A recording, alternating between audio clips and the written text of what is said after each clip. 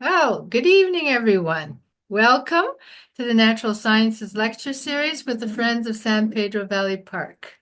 I'm Mila Stroganoff, Programs Director and host for this evening's webinar. It's been a cool, brisk day today, so I hope you're all sitting in front of your computers with a hot cup of coffee or maybe something a little stronger.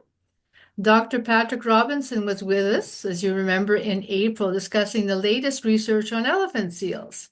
And tonight we will continue with our ocean adventures with John Kipping, who has kindly agreed to speak to us about gray whales. As everyone well knows, we can see them off our coast here in Pacifica. I will introduce our speaker in just a moment. And here's a quick note as a reminder to say that since January, we've enjoyed two programs on the native flora in California, one on the coyotes in the Bay Area and one on the invincible elephant seals at Año Nuevo. And all these lectures proved to be very well attended and thoroughly enjoyed. Thank you for your attendance, questions, and comments. And they're all recorded, so they're all available on the website.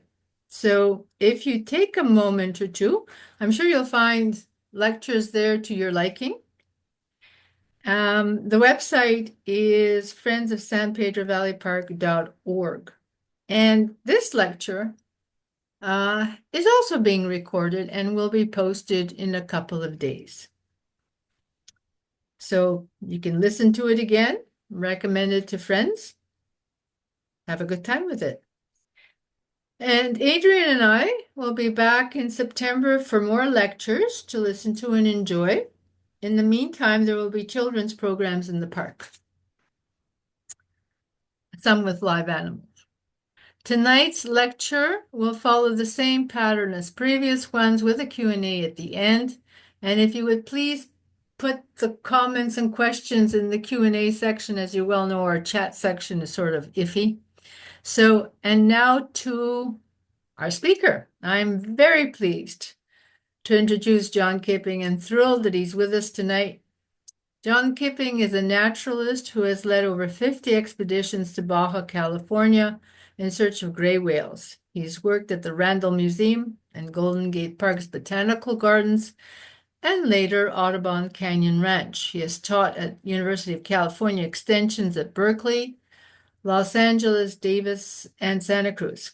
Currently, John spends his summers in Southeast Alaska, leading shipboard cruises in search of whales, bears, and glaciers, and that makes me so envious, John. Ooh. Anyway, John, please take it away. We're all ears. All right. Hey, thank you very much for having me. It's kind of an old home returning for me. I lived for 7 years on the beach at Shelter Cove at Pedro Point back in 1968. I think we moved in and then went on to live up in Marin County. So a pretty tough life. Anyway, to get going, I'd like to say a few words about marine mammals, and in particular, the whales. They're the largest animals on Earth and have been around evolving probably from common ancestors with hippopotami. And, they started developing into two different groups.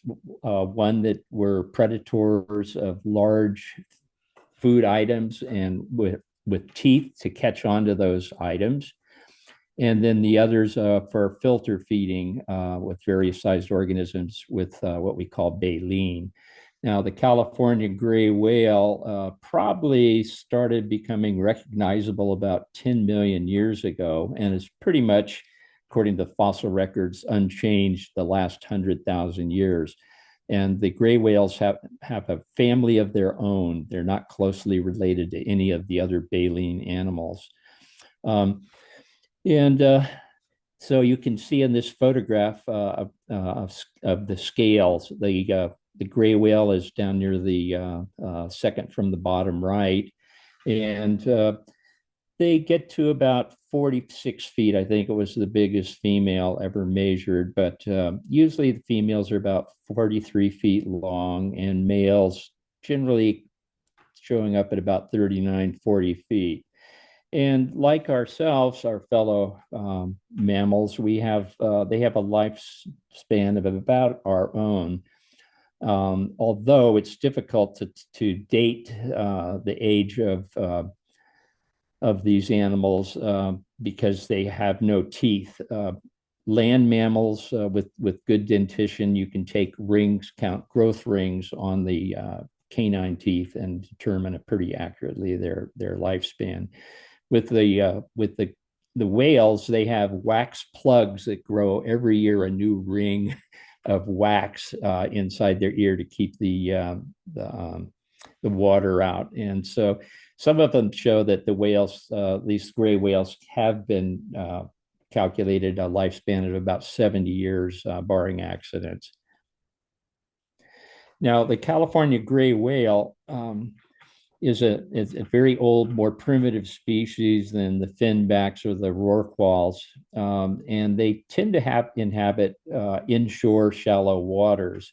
And they also have the longest known annual migration of any of the whales. Now, the map showing the northeastern Pacific Ocean, the pathways shown on this map are not that accurate because they tend to hug the coast both northward and southward. Now, why do they go northwards? Well, they take advantage of the long daylight productive time of the year in the summer when you can have 24 hours of sunlight, and this just triggers huge algal blooms. And those producers work their way up the food chain all the way up to some of the largest animals on the planet.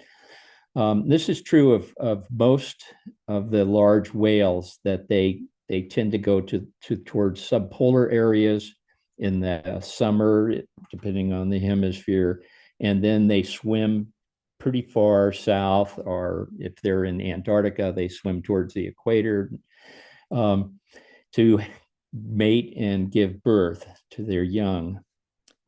So it's about a 6,000-mile trip, and during the passage by the California coast, these large whales come within viewing distance of a large portion of the population of human beings. So it becomes a popular recreation thing to go out to some of the more popular headlands in the winter, and then also in the northbound in the spring to see them combing by. In the wintertime, the whales are feeding in the north, and the gray whales are pretty unique in that they are bottom feeders primarily, and they actually suck up invertebrates called Gamma-iridian amphipods that are burrowing into the mud of the bottom, usually within the Bering Sea or the Chukchi Sea, which are shallow bodies of water, 50 to 100 feet deep. And the whales tend to put their left side of their face down against the bottom of them, down against the seafloor, and then they use their powerful tongue in a pulling motion to open up, and it creates a vacuum, and mud is containing hopefully some food items goes up into their mouth. They close the mouth, and then they surface, and they bring their heads up vertically out of the water and use their tongue to ram the water and mud out of their mouth through the baleen. And this is a picture of the most abundant of these small little crustaceans, Ampeliska, that's called. There's several species, and I'll have a lot more to say about them in a bit. But it's funny that one of the largest animals consumes one of the smallest ones. Anyway, they head down the coast, traveling usually from headland to headland, and sometimes they're swimming at about 4 to 5 miles an hour in a steady beat. And this is heading for the 600-mile long peninsula of Baja California, which is breaking off from the Mexico mainland via the San Andreas faults and plate tectonics. Anyway, about halfway down the Pacific side is a place called Vizcaino Bay, and there are two saltwater lagoons there. presently. One's called Guerrero Negro, and then Scammons Lagoon. And then a little bit further south, we have San Ignacio Lagoon. And then in the lower quarter of the peninsula, quite a large system of barrier islands and lagoons and bays. It's called Magdalena Bay. Now, as I said, I did get to live in beautiful Pacifica, Lindemar at Shelter Cove, and this is a nice aerial shot taken from Southwest Airlines. You can see the erosion of the two headlands, and also the access road shows where the old Ocean Shore Railroad once went. And my very first, before I'd seen any whales in the wild, I really wanted to see them. And a group of my friends were planning to take a wayward bus south from the Bay Area as part of a fundraiser for an organization that was called the California Institute of Man and Nature. And we made it as far south as Ensenada before something started going awry. We were hoping to head to Guerrero Negro and go out and look at the whales. There had been some publicity about gray whales with Jacques Cousteau helping out a whale scientist named Ted Walker back, who was down in that area. Anyway, long story short, the very day I got home to Shelter Cove, I looked out and there was a blow and then several more of a gray whale heading north. I was like, I should have just stayed home. Anyway, the whales coming by here in late December or early January at our latitude. The first ones we see, we used to call them freight trains because there would be 3 to 5 whales just boogieing along. Swim, swim, swim, swim, swim. And these were late term pregnant whales that had been carrying a baby for at least 12 months. Gestation is about 13 months. And they average 4 to 5 miles per hour. And they don't seem to sleep much. And when the whales are traveling, they'll have about 4 or 5 blows where they're just exhaling and squirting all that water that's sitting on top of the 2 blowholes. That goes up, and then they'll continue swimming, but shallowly, and then every 5th or 6th surface will be followed by them presenting or bringing up the tail flukes, the propeller, so to speak. And that gives them a deep dive, and they will stay down for another 5 minutes or so. The flukes, by the way, are made up of cartilage. They do have some vertebrae in there, but there are no bones supporting the fins of the flukes. And the whales, of course, propel themselves with the tail pretty much, and it's an up and down motion. So that the tail stalk is flattened laterally, side to side, so that it slices through the water. Being hydrodynamic is an important part of whale business. Fish, on the other hand, wave their tails side to side, back and forth, and they have their tail stalk is flattened in the other dimension. As I mentioned, the females are, about 42, 43 feet, and they weigh a lot more than I can comprehend. Okay, now the next group of whales heading south are a little more dillying and dallying. They're not such a big hurry. And these are non-pregnant females, or females that are ovulating, and the males who like to spend a lot of their time chasing the females. Imagine that. But anyway, so that we often see them a little bit later down in the lagoons.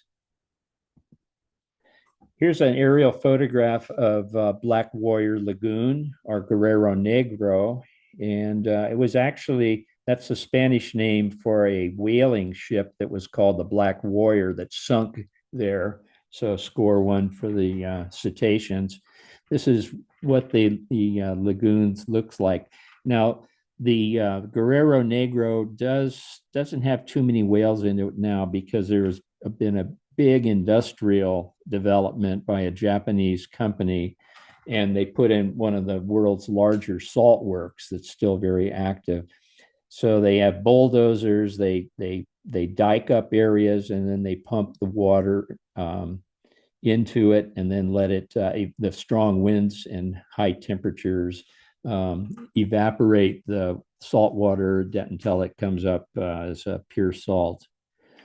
And then the salt is loaded onto barges, and then they're towed out through the breakers and the opening, a dredged opening in Scammons Lagoon, to a deep water port on a very large desert island just offshore.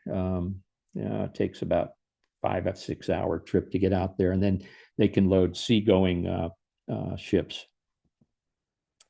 Now, this is Laguna San Ignacio.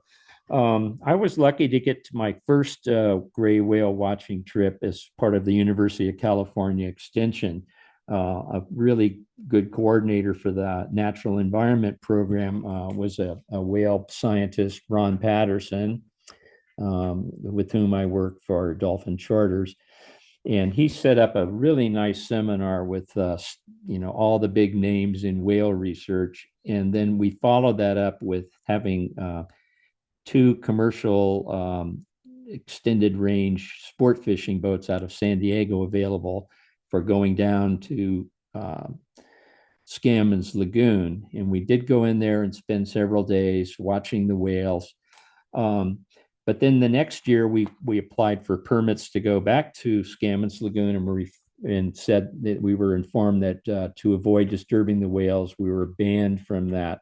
Well, it turns out they were exploring for oil, and they didn't want a bunch of tree huggers spying on that. So anyway, we went down in 1975, our first trip into San Ignacio Lagoon. And this lagoon wasn't discovered by the whalers for many, many years, because from a sea level, you look along the shore and you really can't see. It all looks like sand and surf. And if you have a little sailing ship, you don't want to just get too close and get shipwrecked. Anyway, this is a shot that I made from a small plane. When we'd go down here, we would meet up with pilots, and then we were doing censusing of the whales up and down the coast. The airplanes flying at about 1,500 feet was the best altitude to get accurate counts. But nowadays, Laguna San Ignacio is not only a national park of the Mexican government, but it's a World Heritage Site, extremely important area. Further south, Magdalena Bay, again, all these beautiful sandy beaches just going forever, and pretty much uninhabited by people. And then on the inside, protected side, the further south you get, the more mangrove areas are seen. But again, just amazingly aesthetic.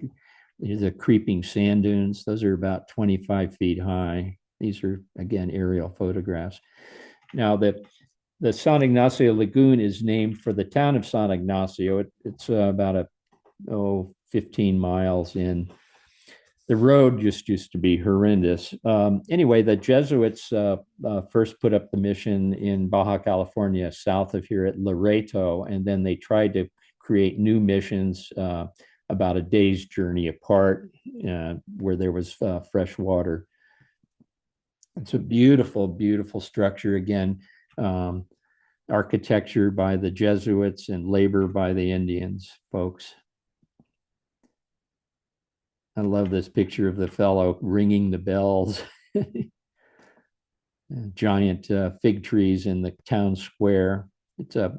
Baja California is a wonderful destination if you like to travel. The people are wonderful, very friendly. And the upper parts of the lagoons have these incredible salinas, or salt flats. That's on the left, and then big sand dunes, amazing areas. And then the uppermost parts of the lagoon were ideal for the whales to give birth. For one thing, they're pretty shallow in there. and they're a long way from the riptides going out the lagoon. So when a young whale, um, would be protected from being swept out into rough sea conditions before it had developed any size or strength or the skills for swimming and breathing and through water. But also the upper lagoons, the water would tend to be have a higher salinity and hence a little bit more supportive for a swimming animal. Again, just I call these the Dolly plains. I used to imagine seeing a big watch melting on the sand. And again, the mangroves add a lot of productivity to the waters.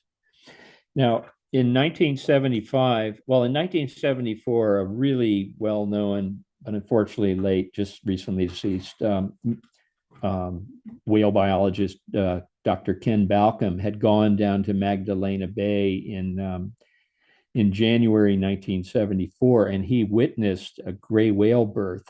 Well, Ron and I decided to go down there ourselves a year later, drove down and camped out on the island for a week and then 2 weeks the next year. And he and I were out surveying in our little aluminum boat, surveying the gray whales, counting them.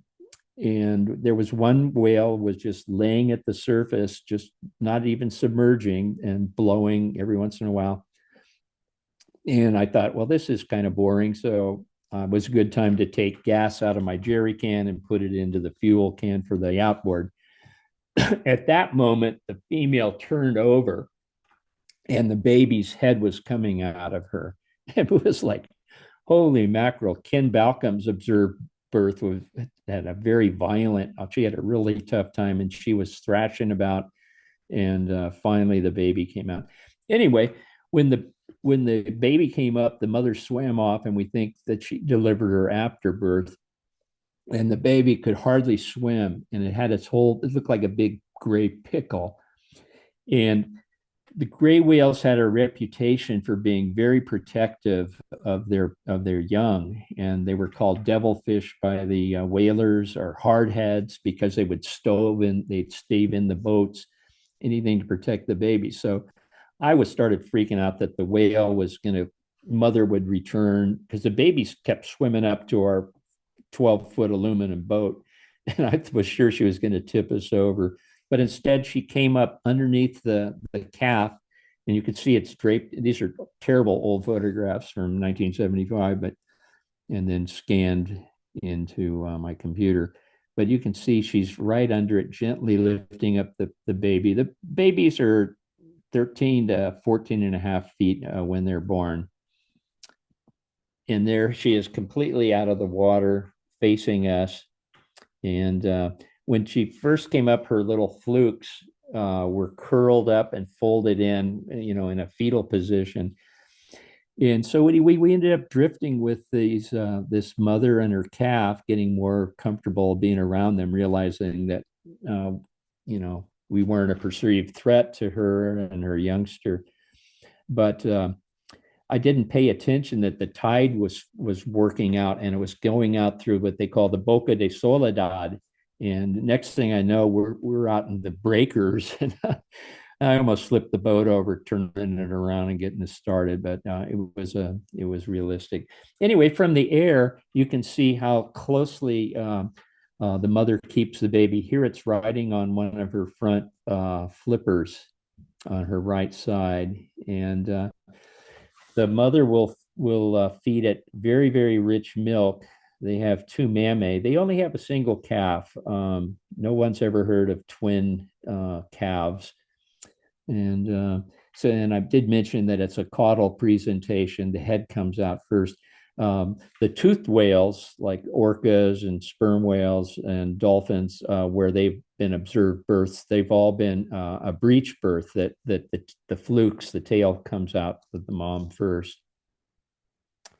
Anyway, I've noticed too that cow-calf pairs will almost always swim in the lagoons in the opposite direction of the tide, and that would tend to keep them in the lagoon instead of going out into the breakers. The entries to these lagoons are very, very treacherous. Now here's a much better picture of a gray whale calf. And you can see it's got two blowholes. You can see the mouth and the eye is visible. I wish I had a pointer, but I don't. A lot of good biological baseline information was gained by SeaWorld when a captured gray whale lived for a year in captivity, and she was called GG2. GG1 captured a little bit, a year before, had been harpooned, and she didn't survive very long. But they learned a lot about these animals. For instance, when they breathe in and out, it's a conscious move.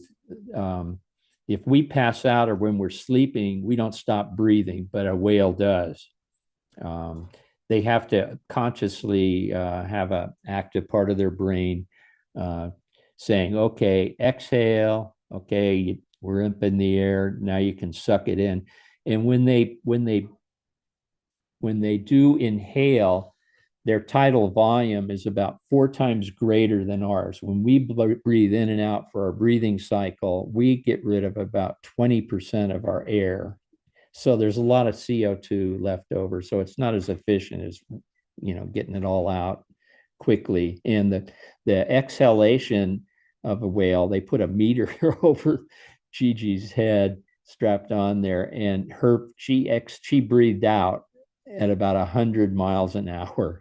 Just amazing. Okay, now sometimes the calves do get separated from moms, and they don't get back together. And then in that case, the calf will beach itself.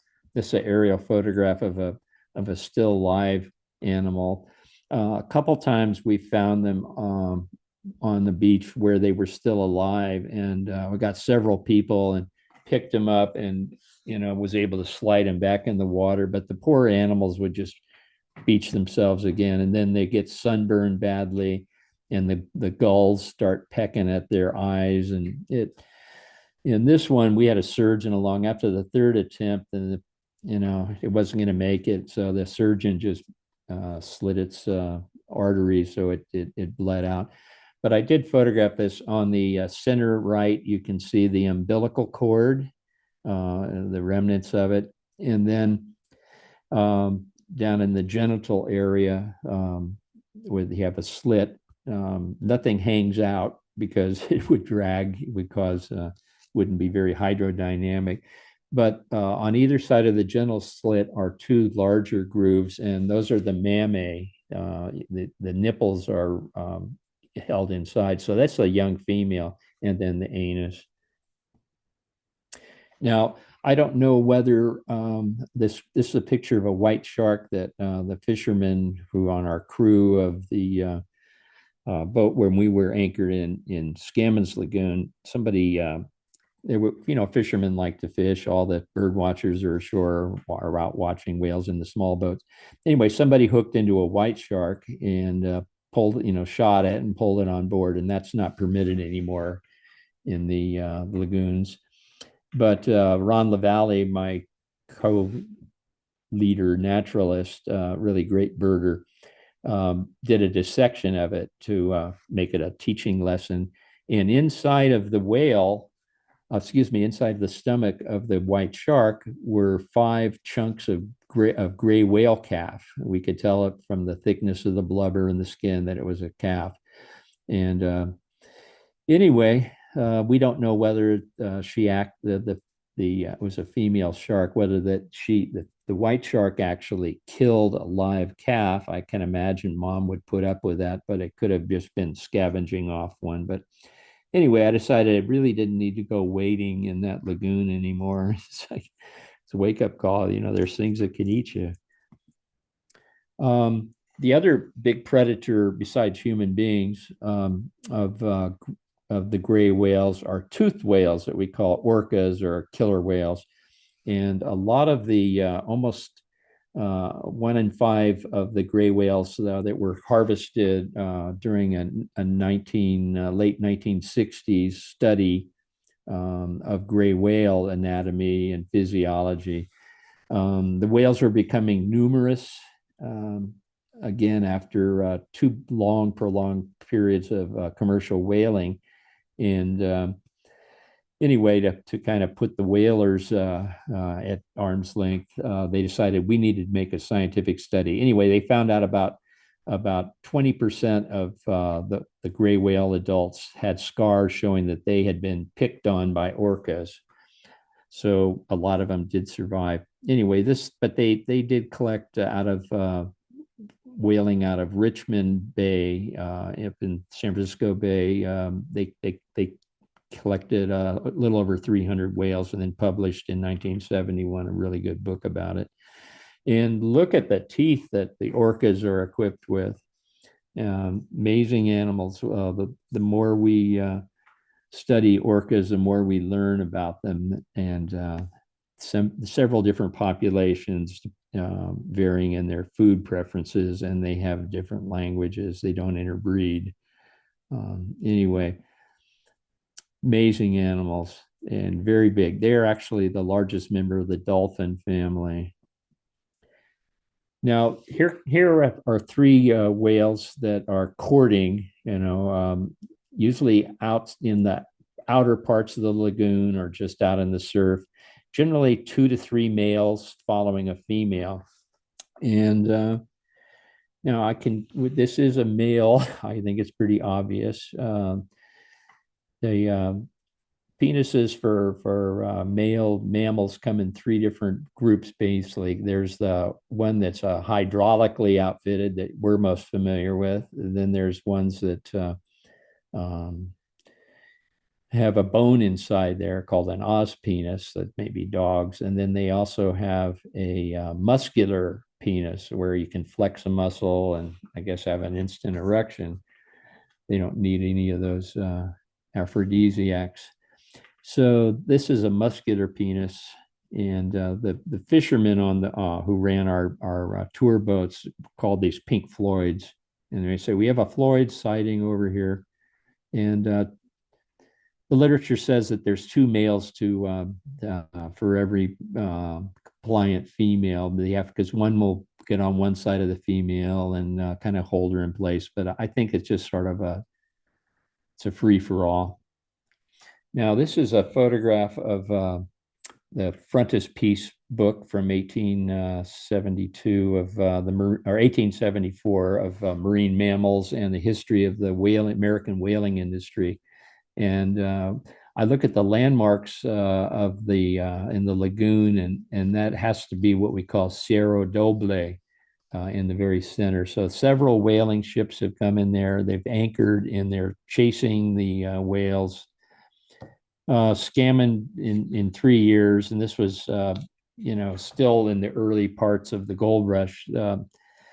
He made 3 trips down the lagoon, and they got the whale oil. And of course, in those days they didn't have petroleum products, and so whale oils provided fuel for illumination. Scammon went on, he was a great scientist and an artist, and he went on to work for the Revenue Service, running a cutter up in Alaska for many years. And that was sort of the early form of the Coast Guard. But besides the whaling by ship, there were shore whaling stations set up and down the California coast, places like,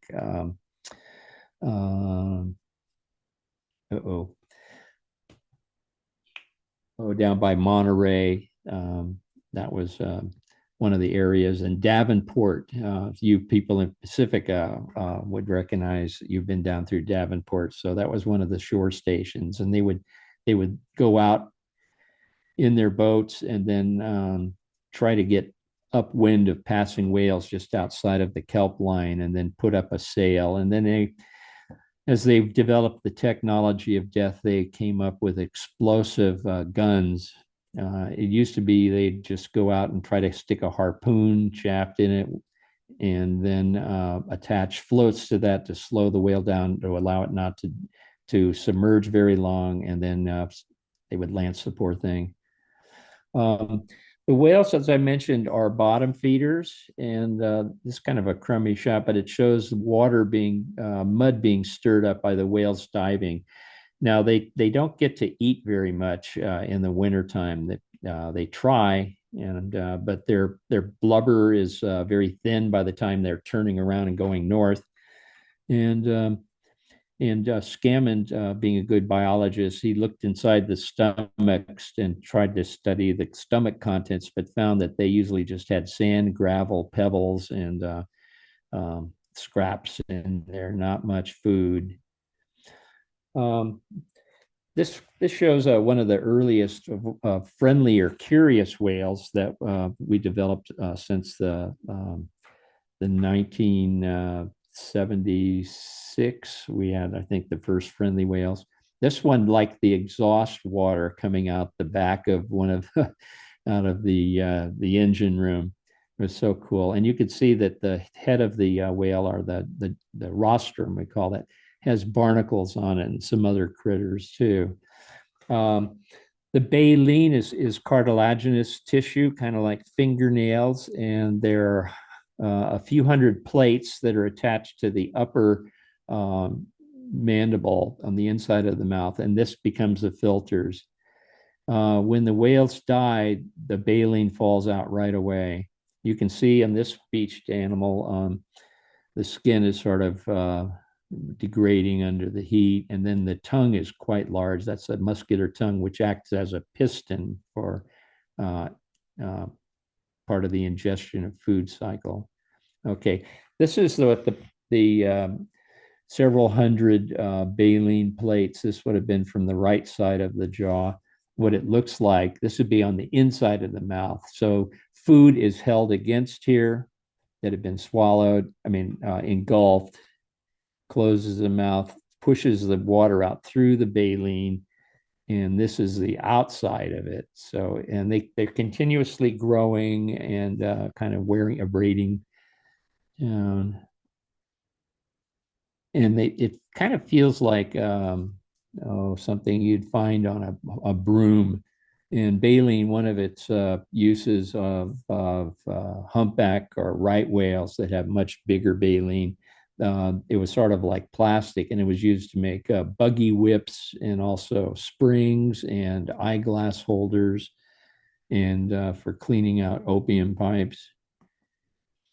Now, the whales do eat, them said how they eat things off the bottom, but gray whales, I've seen them a few times, will get into krill. And here's a whole bunch of krill turning the water red. And there's these krill are swimming amphipods also. And again, tiny little things, but they keep big animals going. And I have seen them eat these pelagic crabs. These are drifting. They can swim a little bit, but sometimes and they're about 2 inches long. And the gray whales can get them up near the surface. Now, baleen whales have a very expandable throat. We call it the gular area. And they have these long folds or pleats. And this is a cap. You can see her eye. She was coming up to say hi to us, boat full of tourists. And these have 2, 4, or 6 pleats. And it allows, like accordions, it allows the throat to swell open and create a large volume. But the primitive gray whales only have a few of these. Here we can see this one is sticking its head out, perhaps resting on the bottom of the lagoon with its flukes. And it has, again, two of these gular folds. And here we get a side view of an adult. On the left, you can see the 2 nares making a V. Toothed whales have only one blowhole, and the baleen whales have 2. And you can see the eye, that's about a 4 to 5 inch diameter eye. And I love seeing that. We call it spy hopping. And apparently they may also visualize a little bit at headlands. It may help their navigation. Now, back in 1975, when we were anchored at night, we would put great big flood lamps over the side of the boat, and so it would attract fish, and so we could watch and see what was there and what was happening. Anyway, these 2 young male gray whales discovered the light, and they came through, and they were actually getting some fish out of the schooling fish underneath the boat.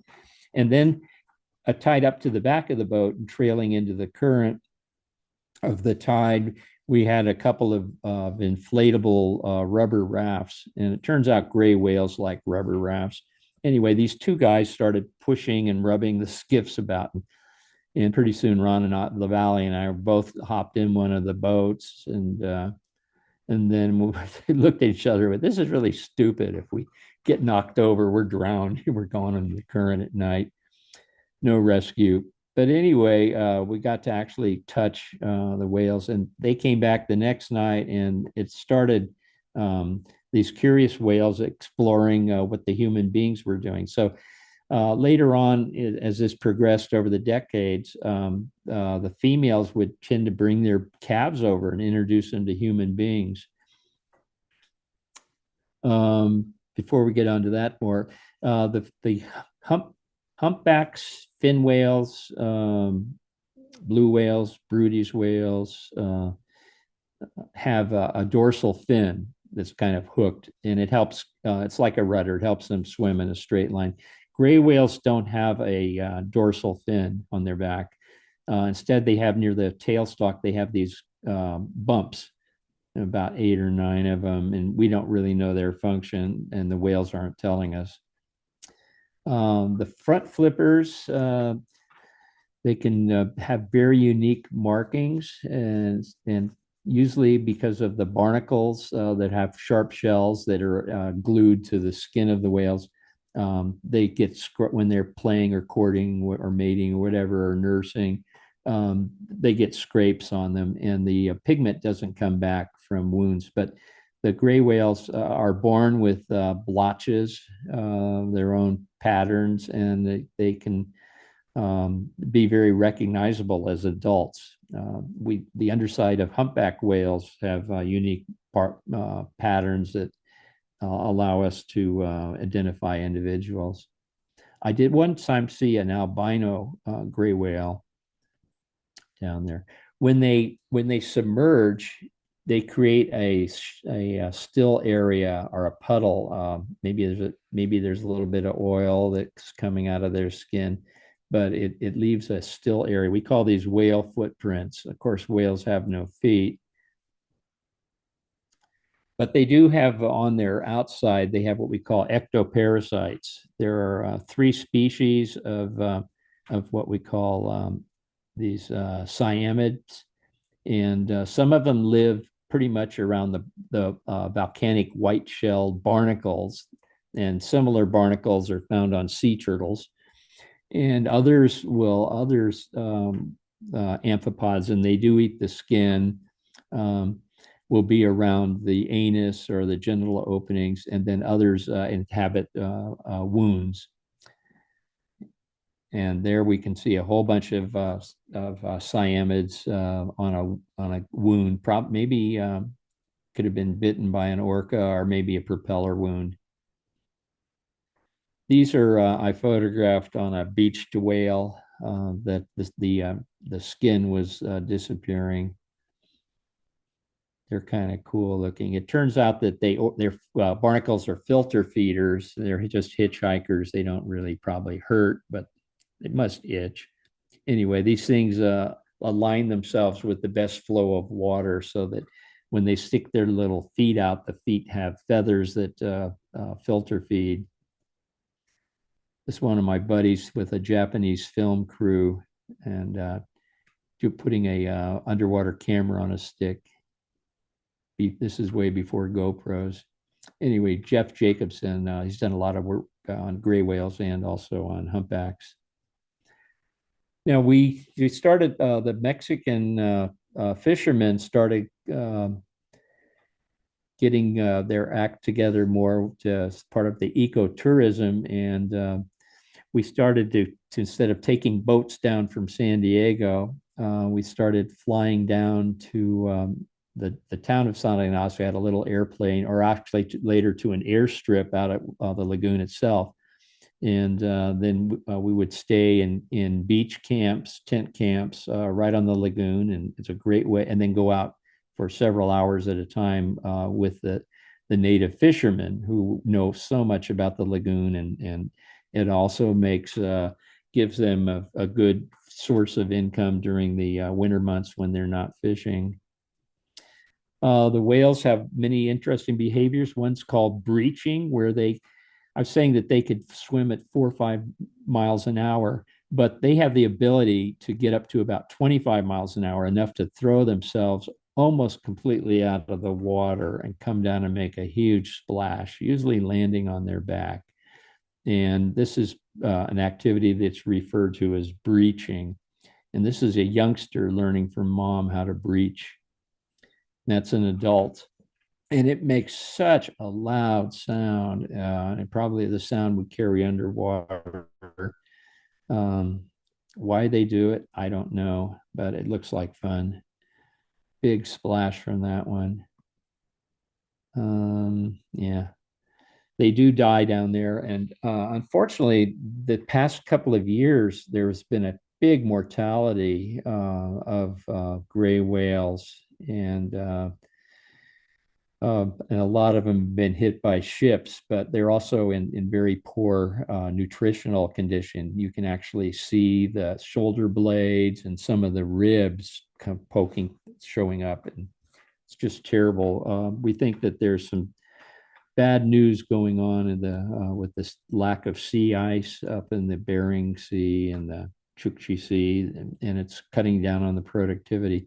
Anyway, we were just looking at this. This is down in Magdalena Island. Ron and my ex, we were just exposing an entire gray whale skeleton. Nobody takes the whale bones because they are protected by law, it's Marine Mammal Act. But that's a big scapula in the upper left, many ribs, and then you can see the various vertebrae and a couple of discs there. It turns out that whales don't need super strong bones to hold them up against gravity because the water is buoyant, and they stay very buoyant by having a lot of oil or fat inside their blubber. Well, it turns out that the bones are very spongy in whales, and they actually store lipids in there.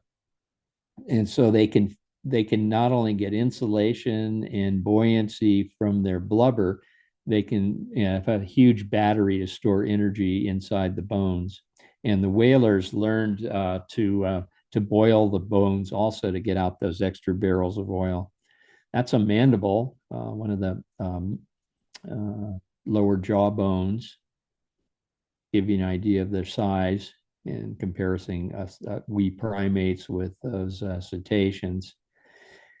And this was one of the first boats that we did trips with down there, the Finalista 100, a 95-foot extended long-range fishing boat.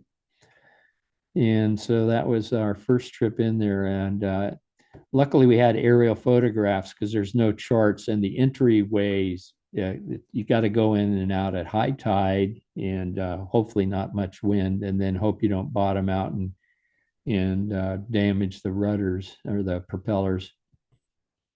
Anyway, great thing. Oh, what am I doing on time?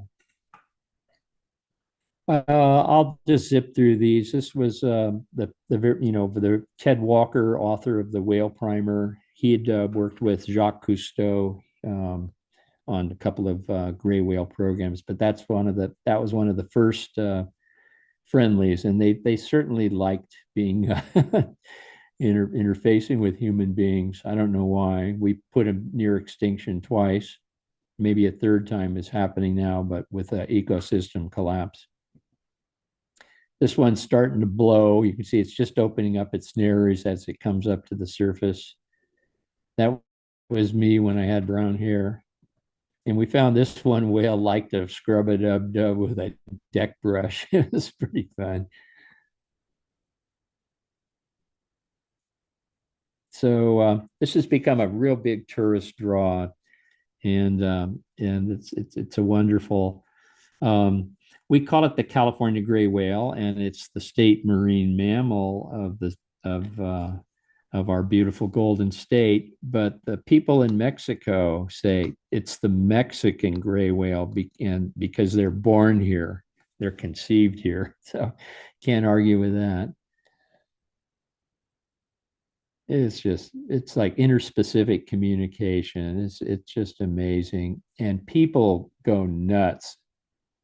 Pretty soon everybody's baby talking. Come here, baby. Come here, come here, come here. Don't go to that other boat. Hey, get back here. Or you think the boat's going to tip over because everybody's trying to reach over and touch these beautiful animals with their very smooth skin. Um, they're mammals, so they have hair, but the hairs are reduced to just some vibrissae, our tactile areas up on the face. There's my beautiful wife with her yellow rain gear. But one thing you want to make sure when they come up next to the boat, they're going to blow salt water all over you. So you want to turn so that you don't get it all over your glasses or your cameras, more importantly. Now, there's mom is upside down, and you can see the baby, and the baby is already starting in its blowholes to try to get getting some of the amphipods, the whale lice, and just a beautiful thing. And the whales, you can hear at sunset, you hear the coyotes singing, the whales, the beautiful geese, and it's an amazing environment. Hey, Mila.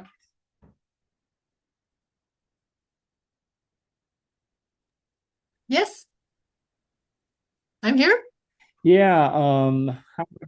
Yes. How am I doing on time? Should I open up for questions, or should I try to finish these slides up, or what? Well, if you can, you can definitely go through the slides, and we'll take the questions then. It's fascinating. Go on. Yeah. Yeah. Yeah, this was the old road out to the lagoon before they started making all the ecotourism camps. And I swear to God, it would take us 3 hours and taking wrong turns and worried about getting stuck in the mud. But they've made it a much better road out there now. And it's so hard that your car would get destroyed. this was this was actually at a little old quarry area called Elmore Mall. I mean, it's so amazing, the Baja Peninsula, for all of its plant life and mammals and birds, and the islands are almost equivalent to the Galapagos Islands. And when we came down, we wanted to do censusing and compare flying, having an airplane, having a boat, and then a shore observer in the same area to see how the tallies compared. So Ron brought this pruning ladder down, and some of the local people thought it was we were drilling for oil. It was pretty funny. So anyway, I'll let that go now, and then open it up for questions. Okay. Okay, okay, okay. That's great. All right. So let's see. Have we got? Let's see what we have in the Q&A. That was fascinating. Truly. Wow. Such a long lifetime, and you can just, you know, see things and relate things that, none of us really have. And it, let me just poke my nose into the Q&A and see what's up. Okay. Stephen Thank you. Johnson, who is the president of the Pacifica Historical Society, is saying the museum is located at 1850 Francisco Boulevard in Pacifica, and it's open on Thursdays and Saturdays. So if you want to come down, there's a tarp covering the train car, and if you call in ahead, Lo and Okay. behold, lo and behold, I'm sure you'll be shown the way into the train car. So, and Beth is saying, she Awesome. wasn't seeing your slides, but I think hopefully that was rectified. Um, and then what? Bob is saying, John, when was the Japanese salt work started in Guerrero Negro? Do you recall, John? I think I think I I'm not sure. I think it was in the 1950s, 1950s? and yeah, in fact, they wanted to uh, another Japanese company wanted to do the same thing in San Ignacio Lagoon, but it took a whole international campaign. I think Greenpeace was one of the big ones, a lot of folks from Mexico, of course, and they defeated it.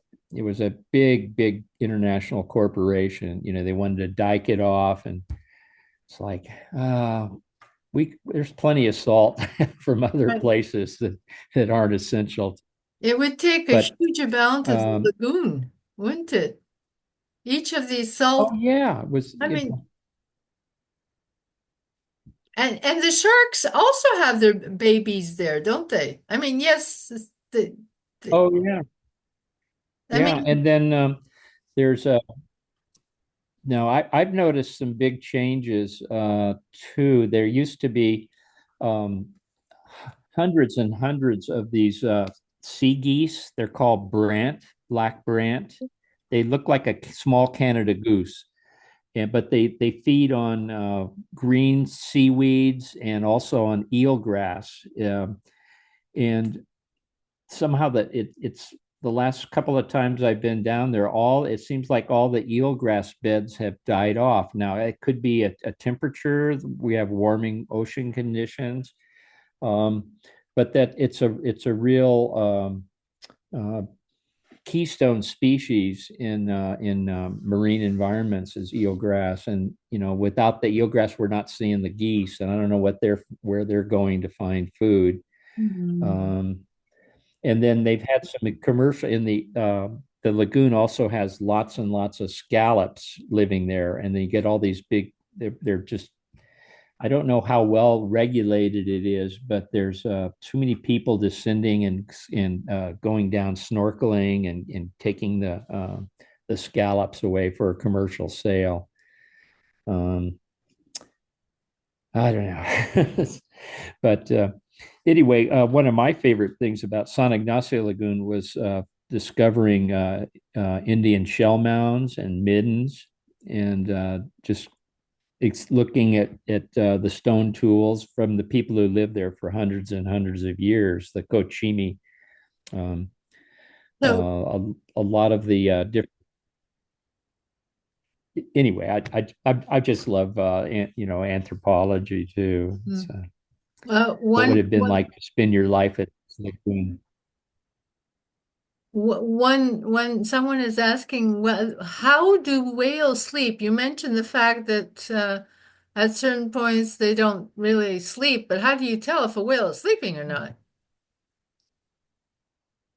Well, actually, one of the earliest investigators of dolphins, studying dolphins, was named Dr. Lilly, and he wanted to put electrodes into the brains of some bottlenose dolphins that were in captivity, and he anesthetized them, and they drowned.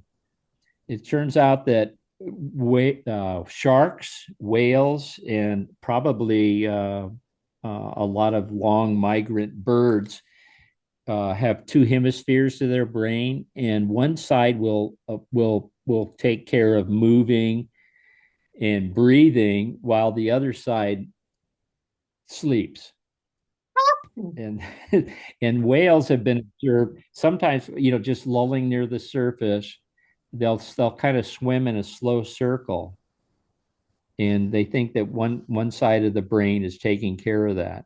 Uh-huh. So, Well, that's good to know. Yeah. sometimes I think yeah, I wish I could do that trick, It would be especially handy, when both wouldn't it? sides of the brain aren't sleeping. It would be. Of And, course, my and wife knows that I have male pattern deafness. Anyway, more questions? so yes, there's a couple more. Sue is asking which lagoon has the best facilities and whale watch experience. You mentioned a few lagoons, so she's asking Okay. which is better, which is the Yeah, best. I'd say San Ignacio, San San Ignacio. Ignacio Lagoon. And yeah, you can well, my favorite company was Baja Expeditions, but I think the founder passed away, and his son, I think, sold the business. Um, but you can, I think Natural Habitats has boat trips down there. They're pretty pricey, but I think if they could contact the Chamber of Commerce down in Laredo would probably be the biggest town. Which has an air. It's serviced by Alaska Airlines. The best way is to fly down from Los Angeles to Laredo, and then there's groups that they can transport people out. And just the drive along Highway 1 is amazing. The Sierra Gigantea, there's palm tree oases and giant cacti and bujum trees, and again, lots of good Mexican food too. Yeah, but is it So, safe nowadays with all of the fuss, walls and everything? uh, Would it be as safe as I ever to I try and I go down don't. Highway It, 1? we've never had any problems. They do appreciate the tourists. I mean, the border towns can always be a little marginal. I mean, I definitely wouldn't want to hang out in Tijuana, but they I know they do have the national police. You have some checkpoints and things, and the people are honest. It's in my experience, Well, that's and that's good. That's, yeah, that's yeah. always And then fun. again, in Laredo, there are several little companies that run whale watching out to look at for blue whales and humpback whales in the Sea of Cortez or the Gulf of California. Hmm. We don't like Cortez particularly, we call it the Gulf of California. Um, and Yeah, I'm sorry, I just don't have any. I should have gotten some numbers and names of organizations. The company I work for, we haven't run one since the COVID, and the owner's probably retiring from doing that anyway. Hmm. But there's a lot. If you go in, if they went online, you could go whale watching camps in Baja California. Come up with lots of information. Whale watching camps in Yes, Baja. but I like San Ignacio. San Ignacio, I think, has the best facilities Oh, that's and the good. lagoons. Like I say, that lagoon, you're out there. You have to.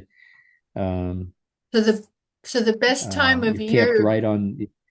the best time to be there would be These would be probably January. Well, February and March would be the Feb- best times, I think. February, March. Now, the females, when the mating males leave, it gets a lot quieter. You don't have these, you know, young dudes chasing you around, and it's calmer for the females and their babies because they're putting on pounds per day of weight and getting skills in swimming, because the whale will be weaned pretty much by the time it gets up into its summer feeding grounds. And but along the way, there's some, like especially around Monterey um, and Point Lobos, there's the packs of orcas just waiting to kill the babies. So the moms will sometimes be swimming with their calf northwards in April off our coast, very close into shore to try to kind of hide from the wolf pack, so to speak. Mhm. Uh, Let's see if there's and now there's also some of the gray whales that don't even go all the way down into Baja now, and they don't go all the way up into Alaska. They stay up in Canada year round, and so they may be so you know adapting to. I'm not sure whether they're having calves or not, This year, I was really discouraged to learn that the Laguna San Ignacio researchers had only three cow-calf pairs, and this is down from 40 or so. And I think they just can't, they don't have the nutrition um, to Think so they're not getting enough food.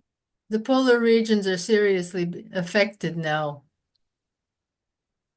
I mean, Oh yeah, yeah. In fact, we're going to take all their rare minerals. No, I'm just the high latitudes, the polar areas are experiencing warming 3 or 4 times faster than we are down here in the more temperate areas. I mean, it's scary and probably irreversible. And I think that's one reason we're seeing so many dead whales already this year, at least 100 corpses. I don't think they have the energy. They're exhausted. And maybe, and it takes a lot of energy to develop a fetus that size. And it true. all has to come from the stored food, you know. And Do, we've do done bad things to whales. did tooth I'd just whale? been Yeah, reading. I'm sorry. Let me just come in with a few questions while people are still with us. Okay. And there's Yeah. Okay. AJ here is asking, are tooth whales born with their teeth? Do you happen to I know? believe so. Yeah. Yeah. And Yes. yeah. Uh, And then when they're red Now, tide, sometimes, yeah, sorry. Okay. Go on.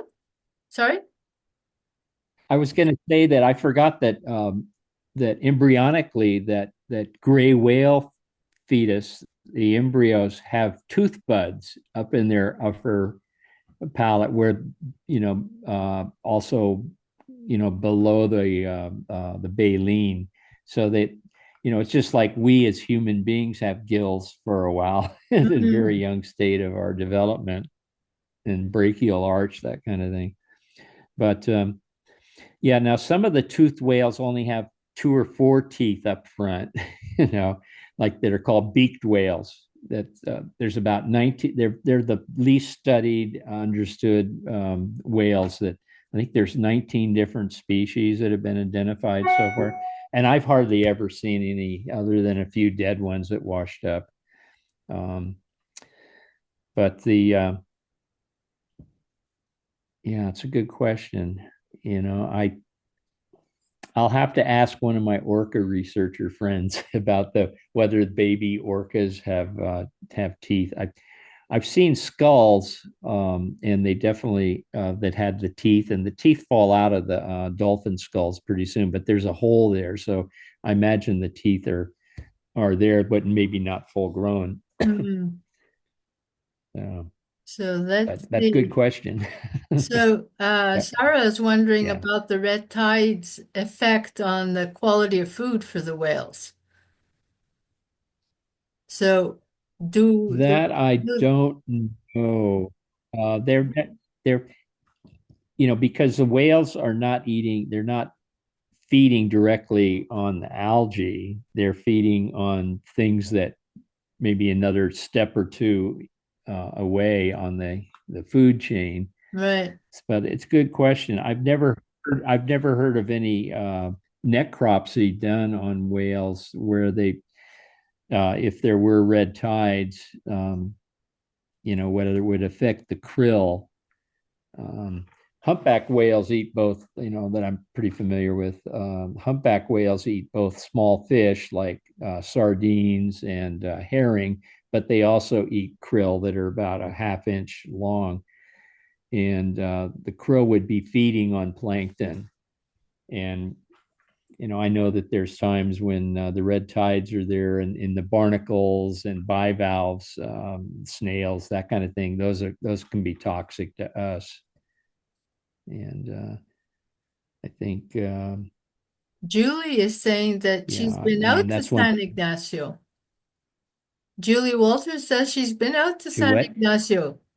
Julie, Julie, Great. Julie's been out Uh-huh. to San Ignacio with BajaWhaleWatch.com. So folks, if you want to head Oh, down, good. BajaWhaleWatch.com. Boat leaves out of San Diego. So there's a possibility. And Bob Case says John Yeah. Kipping and Bob Case say hello. Remember the Oh, Bob Case. yeah, Cool. yes, he's with He's my buddy from grad school. all right. And Yeah, yeah. We go John, botanizing sometimes. Hey, Bob. all Far off. right. I think Great. we Yeah, but if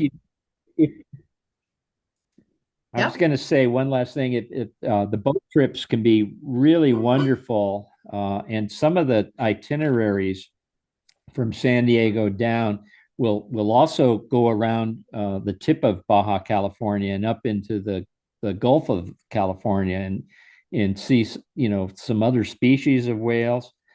And then you don't have the ride going back uphill from these lagoons back to San Diego. You're going against the current, and you're still sort of in the early spring, so more storms are. And you can I've seen too many seasick people, so uh, but you get to stop at all these cool islands and to see elephant seals and Guadalupe fur seals and harbor seals and California sea lions and pelicans, and it's awesome. It's a good planet out here. If we can keep it. Yeah, the big question is if we can keep it. So it's getting scarier and Yeah. scarier. That's what it is. Yeah, Bob Case raised, I don't know. Yes, and I'm wondering Mhm. how Can we, uh can we let him speak?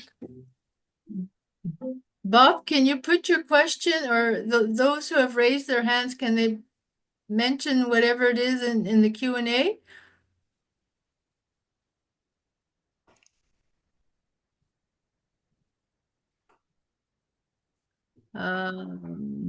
Let's see. Try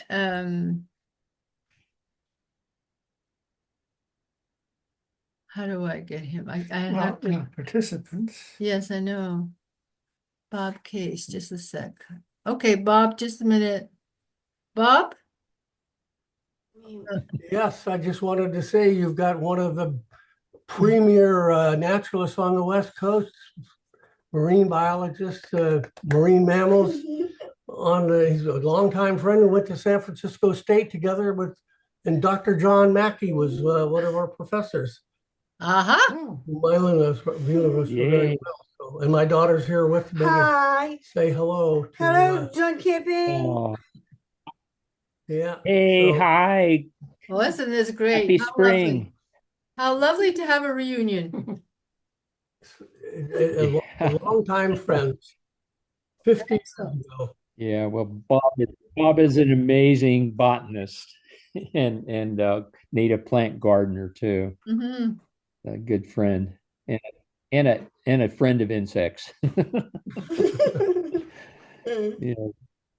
Bob, We both we'll went need your through quite help a in few San Pedro classes Park. together. Well, I'm Yeah. 45 miles away now, so That's a that's little far. that's a ways, That's especially a with ways. That's a ways. gas and the political situation. Right. Okay. Well, Yeah, don't let ice get you.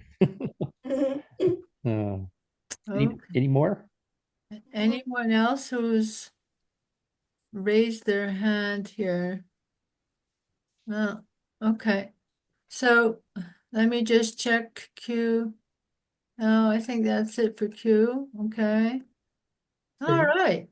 Oh, That's good. All right. So we're going to say a major. I've got all these voices with me now, and it's just everyone's going to say super thank you, John, for a wonderful, wonderful presentation. It was really, really fascinating to hear all about the history and the life of the hump of the gray whales and their migration and their babes and seeing them all and touching them all and almost falling out of boats and heavens to Betsy, all of your adventures. It's been great. It really has been. So we'll have to have you back for All another right. wonderful We lecture. could do Southeast Alaska sometime. Oh, that would be great. Yeah, sounds wonderful. Yeah, Okay, yeah, so brown bears. brown bears. All right, so Okay, folks, let yeah, me they're just fun. quickly check. Something just popped up. Okay, so Susan saying thank you, just like the rest of us. We're all thank you, thank you, thank you, thank you, thank you. And we'll have You're John welcome. back as soon as I can arrange it. Okay, so thank you Thank everyone you. for attending, and we'll see you we'll see you all in September. So take care. Hey, Good night, night. everyone. Okay. Bye. Bye. Good night, guys. Bye, Bob. Bye. Bye, John.